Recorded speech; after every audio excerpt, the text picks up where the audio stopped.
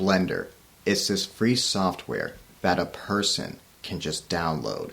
So that means that this anyone over here has the same chance as that anyone over there to turn this cube into something grand.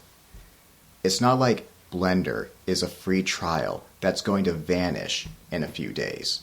So, it's that kind of loyalty that makes Blender a genuine opportunity. A slow learner, he has the same chance as a fast learner. It's not easy using Blender for the first time. You have to learn how to create in 3D space. So, I've got this star that I want to create, and you'd think that I should start it out as a sphere, because stars are round.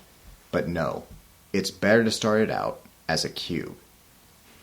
That's how Blender is. It's bewildering. It takes reality and it toys with it. There is no right or wrong. There are just strategies. There are just possibilities. And the first possibility that you encounter is that you can actually turn a cube into something else entirely. So, this star is going along pretty well, but then I hit a roadblock, and that's when the hunt for help begins. There are all these tutorials out there. It's not like there's this one tutorial that's going to have all the answers. There's no path to victory just waiting for me to board. There's just this tangle of information. I've got to walk myself out of this. I've got to get this star to glow, and this glow has to occur on a transparent background. So, that's when all this worrying starts setting in. All this doubt starts loitering around. This isolation that I'm already in, it just gets more intense. There's no break for lunch in this crisis ahead. That star, it's not going to work itself out in an office somewhere where an artist has already trained himself and is employed, is able to withstand all that chatter and cologne. This star, this empire of nodes I've got to figure out how to set up, it's not going to get done in a classroom either, with all those assignments going on, with all those shortcuts dangling around.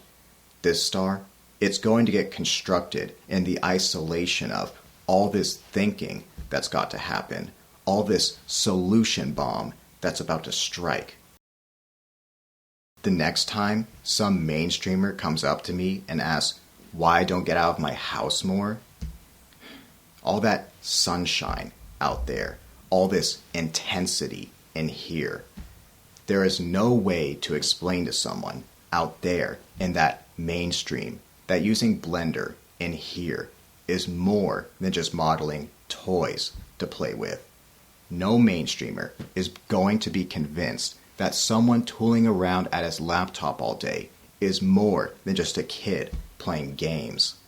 This mainstream, it's got one rigid concept of what right is. And if you deviate from this concept of theirs, you're just ousted from their definition of viable.